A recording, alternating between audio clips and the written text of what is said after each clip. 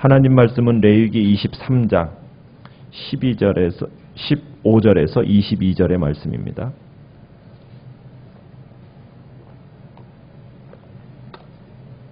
레위기 23장 15절에서 22절까지의 말씀을 교독하겠습니다. 안식일 이튿날 곧 너희가 요제로 곡식단을 가져온 날부터 세어서 7 안식일의 수효를 채우고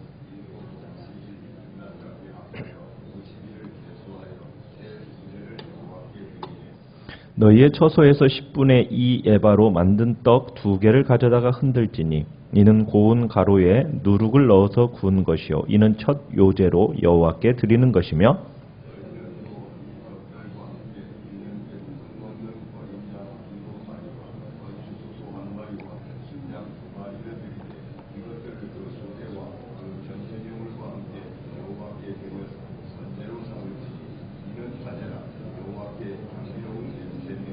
또 순념소 하나로 속죄제를 드리며 1년 된 어린 순양 2마리를 화목제물로 드릴 것이요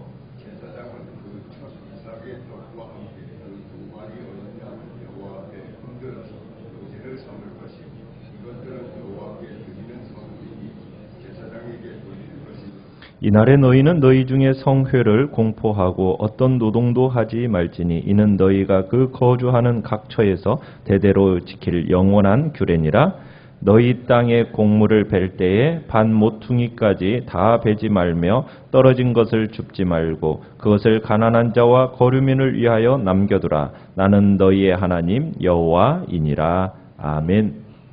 오늘 말씀의 제목은 두 번째 곡식절기 오순절이라는 제목으로 말씀을 나누고자 합니다.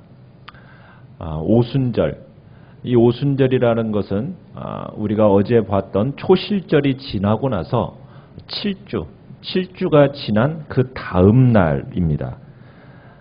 우리가 15절에서 안식일 이튿날 곧 너희가 요제로 곡식단을 가져온 날, 이 날이 무슨 날입니까?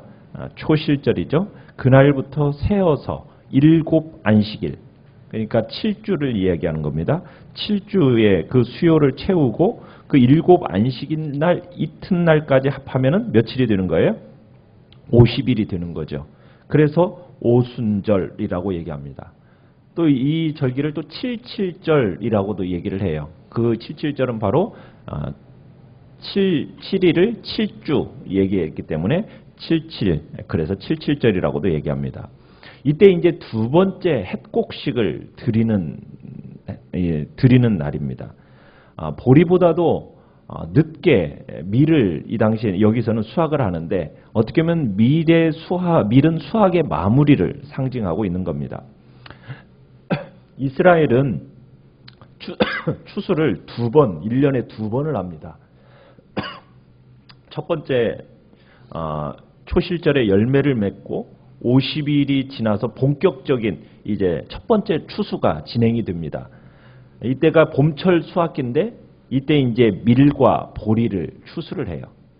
그 다음에 이제 여름을 지나서 가을에 이제 추수하는데 그때 가을의 추수는 주로 어떤 추수냐면 과일들 추수입니다.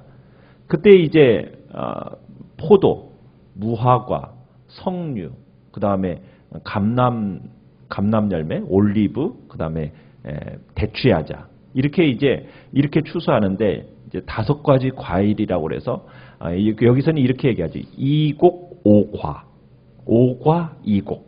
그러니까 이곡이라고 하면은 밀과 보리를 얘기하는 거고요. 그 다음에 오과 하면은 포도, 무화과, 석류, 올리브, 대추야자. 이렇게 5가지 과일을 얘기합니다.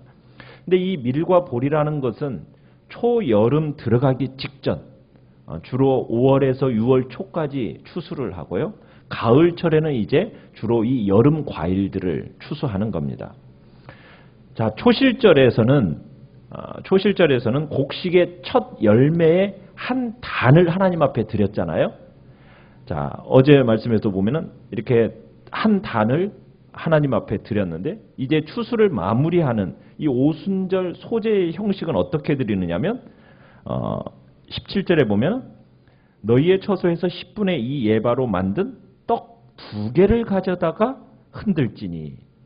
그러니까 고운 밀가루와 그 그 다음에 뭘 거기다 첨가하는 겁니까? 17절에 고운 가루에 누룩을 넣어서 구워 만든 빵, 그 두 개를 소제로 드리는 겁니다. 그러니까 밀가루 10분의 1 예바에 누룩을 넣어 만드는데, 이것은 이제 18절에 가보면은 빵과 함께 또 뭘 또 드립니까? 1년 된 양 7마리, 그 다음에 수송아지,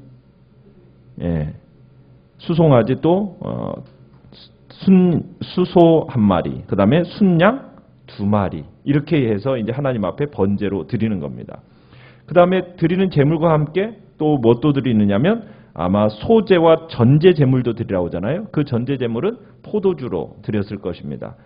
우리가 어제 봤던 것과 동일하게 포도주 4분의 1 흰을 바쳤던 것으로 우리가 생각을 할 수가 있습니다. 그리고서는 19절에 순염소 1마리는 속주 제물로 드리고, 그 다음에 1년 된 어린 순양 2마리는 화목 제물로 곁들여 드려야 됩니다. 참 기쁘고 즐거운 어떻게 보면 축제인데 왜 속주 제물을 드렸을까? 뭐 그 이유는 확실하지 않지만 아마 온 백성이 모이는 때이기 때문에 죄의 심각성을 다시 한번 상기시켰던 것으로 우리가 보게 됩니다. 자, 제사장은 제물을 받아서 첫 이삭의 떡, 그죠? 첫 이삭의 떡과 함께 그것을 주님 앞에서 흔들어서 바칩니다. 이날에 21절에 보면 성회를 공포하고 일을 해서는 안 돼요. 일하지 말고 그 하루 동안에는 하나님의 선하심을 기념하면서 하루 종일 경건하게 지내라고 명령을 합니다. 참 이 오순절, 이 오순절은 봄철 수확에 있어서 모든 수확이 하나님께로부터 온 축복임을 고백하는 절기입니다. 하나님께서 주의 백성들의 필요를 채워주셨다, 생명을 유지하게 하셨다라는 것을 기념하는 절기가 바로 오순절인 겁니다. 자, 이 오순절을 마지막으로 해서 봄철에 어떻게 보면 절기가 막을 내리는 거예요. 가을이 올 때까지 4개월 동안은 절기가 없습니다. 하나님께 축복받은 것을 생각하도록, 그래서 자원하는 예물을 드리도록 하는 절기가 바로 오순절인 거죠. 왜냐하면 우리는 너무 쉽게 잊어버리잖아요. 그러니까 그 절기를 통해서 뭘 기억하도록? 하나님의 은혜를 기억하도록, 이렇게 하나님께서는 절기를 정해주신 겁니다. 그런데 하나님 앞에서 받은 은혜에 감사하는 표현은, 진정한 감사의 표현은 어떻게 나타나야 되느냐? 너그러움으로 나타나야 됩니다. 그러니까 하나님께서 이스라엘 백성들에게 추수할 때 22절에 보면은 뭐 하지 말라고요? 남김없이 추수하지 말고 어떻게 하라고 얘기하고 있습니까? 가난한 자들과 어려운 이웃들을 위해서 조금씩 남겨두라는 권면으로 마무리를 짓고 있습니다. 명절에는 우리가 신명기로 가서 이 부분들을 다시 보면은 객, 고아, 과부, 이 사람들을 챙기고 돌보고 함께 즐거워하라고 말씀을 하고 있어요. 그러니까 하나님의 백성들은 이들을 도와주는 일이 오순절 행사에 있어서 중요한 부분이었다라는 겁니다. 그러니까 하나님께로부터 축복의 풍요로움을 누리게 된 사람들은 어떻게 해야 된다는 거예요? 어려운 이웃들에게 대해서 인색해서는 안 된다. 불쌍한 사람들에 대해서 관심을 가지고 하나님께서 베푸신 것에 대한 그 감사에 합당한 반응이 어떻게 나타나야 됩니까? 자신이 풍요롭게 누리는 것을 베푸는 것으로 나타나는 것이 진정한 감사의 모습이다. 정말 자신이 누리는 풍요로움이 하나님이 주신 것이라는 것을 정말 인정한다면 자신의 일부를 남을 위해서 사용할 줄 아는 것이 진정한 감사의 표현임을 오늘 말씀은 이야기하고 있는 겁니다. 자, 6월절이 지난 후에 지금 오순절이 올 때까지 하나님의 백성들이 무엇을 기대하고, 정말 기대하고 지금 이렇게 준비하고 있었겠습니까? 지금 추수를 많이 하는 거잖아요. 그렇지 않겠습니까? 자, 추수를 많이 해야 되는데 뭐가 좋아야 돼요? 날씨의 여건이 좋아야 돼요. 이스라엘에는 초실절에서부터 오순절까지가 몇 주라고 그랬습니까? 7주라고 그랬어요. 이 7주를 운명의 7주라고 이야기합니다. 왜냐하면 이 7주에 바람이 잘 불어야 돼요. 북서풍과 남동풍이 부는 기간인데 북서풍은 찬바람이고 남동풍은 뜨거운 바람입니다. 근데 역할이 달라요. 북서풍인 찬바람은 불면은 무슨 농사가 잘 될까요? 밀농사가 잘 돼요. 남동풍인 뜨거운 바람이 불면은 무엇이 잘 되겠습니까? 그렇죠. 열매, 과일들이 잘 되는 거예요. 그러니까 밀 이삭이 잘 연결해서 밀 보리 수확이 풍성하려면은 북서풍이 불어야 되고, 그 다음에 여름 과일이 잘 되려면은 뜨거운 남동풍이 불어와야 돼요. 뭐에 맞춰서? 그 시기에 맞춰서. 그래서 이 7주에 북서풍이 불기를 기도하고 남동풍이 불기를 기도하는 거예요. 때에 맞춰서. 최적의 조건은 뭐냐면 처음 한 주간은 북서풍이 불고 나머지 6주간은 남동풍이 부는 것이 최적의 조건이라고 이야기를 해요. 그러니까 이제 제사장이 이제 오순절 날 들어가는 거 아니겠어요? 뭘 가지고? 동쪽 문을 통해서 성소에 들어가요. 성소에 들어가면은 오른쪽에는 떡상이 있고 왼쪽에는 금촛대가 있어요. 떡상에는 뭐가 놓여져 있습니까? 진설병이 놓여져 있겠죠. 진설병은 뭘로 만들었을까요? 밀로 만들었어요. 그러면 이 좋은 진설병이 올라가려면 뭐가 잘 돼야 돼요? 밀농사가 잘 돼야 돼요. 왼쪽에 있는 금촛대에서는 아름다운 불빛이 나고 있어요. 자, 그 불빛을 밝히려면 기름, 올리브 수확이 잘 돼야 그 감람류, 올리브 기름을 올릴 수 있는 거예요. 그러니까 이것은 추수를 상징하는 두 가지 사건인 거예요. 그러니까 제사장은 이제 가운데 뭐가 있어요? 분향단이 있잖아요. 그 분향단을 앞에서 이 좋은 추수를 위해서 좋은 추수를 거두게 해달라고 기도하는 거예요. 뭘 가지고 들어가서? 빵 2개를 들고 가서 하나님 앞에 이렇게 흔들어 요제로 드리는 날. 바로 그게 오순절인 겁니다. 자, 근데 이 오순절이 이 기대와 기원이 역사적으로도 놀랍게 성취가 돼요. 우리가 절기를 지금 살펴보고 있지만 이 절기가 예언적으로 신약에서 성취되어진다는 것을 우리가 보게 돼요. 자, 이 구약에서 오순절 누룩 넣은 빵 2덩어리를 하나님께 첫 열매로 드리는 겁니다. 이스라엘 백성들이 여호와께 빵을 드려요. 자, 빵 2덩어리는 이제 첫 곡식, 첫 열매에서부터 다 익은 곡식까지 추수한 곡식으로 이제 만들었겠죠. 자, 그리고 이 오순절이 의미하는 바가 뭐가 있냐면 이스라엘 백성들이 출애굽을 하고 나서 그 다음에 50일째가 되는 날에 어디에 도착을 하냐면 시내산에 도착해서 십계명, 율법을 받는 날이 바로 오순절입니다. 자, 그런데 신약으로 가보면 신약에서 누가는 이 오순절 날 뭐가 성취되어졌다고 그럽니까? 교회가 시작되었다고 이야기해요. 교회의 시작을 얘기해요. 그죠? 사도행전 2장에 가보면 오순절의 그 모형론이 설명이 되어지는데 누가가 사도행전 2장에서 이렇게 시작하죠. 오순절 날이 충만히 참해. 이렇게 시작을 해요. 자, 유월절, 그 다음에 무교절, 초실절. 자, 이것이 지금 메시아의 구속사역과 다 연결이 되어지고 예표가 되어진다고 그랬죠. 유월절은 뭘 예표한 겁니까? 예수 그리스도의 십자가에서의 죽으심을 상징했다면, 초실절은 뭘 상징하는 거였어요? 예수 그리스도의 부활을 상징하는 거였어요. 그죠? 죽은 자 가운데서 첫 열매가 되신 예수 그리스도. 자, 예수 그리스도의 죽고 부활로 끝나지 않고 오순절은 무엇을 우리에게 보여주고 있습니까? 예수 그리스도의 자연스러운 또 연속적인 사역의 상징을 보여주고 있는데 부활하고 승천하신 예수님이 50일 만에 그리스도의 영을 보내주시죠. 그리스도의 영이 뭐예요? 성령이죠. 성령을 이 땅 가운데 보내주신 거예요. 언제 보내주셨다고요? 오순절에 보내주셨어요. 참 이것은 놀라운 타이밍입니다. 첫 열매가 결국 빵덩어리로 바뀌었잖아요. 그죠? 초실절에 하나님 앞에 뭘 드렸어요? 단으로, 이삭으로 드려서 하나님 앞에 드려진 그 초실절의 시작이 뭘로 바뀌었어요? 빵으로 바뀌었듯이 예수 그리스도의 죽음과 부활이 예수 그리스도의 몸을 낳은 거예요. 교회를 낳은 거예요.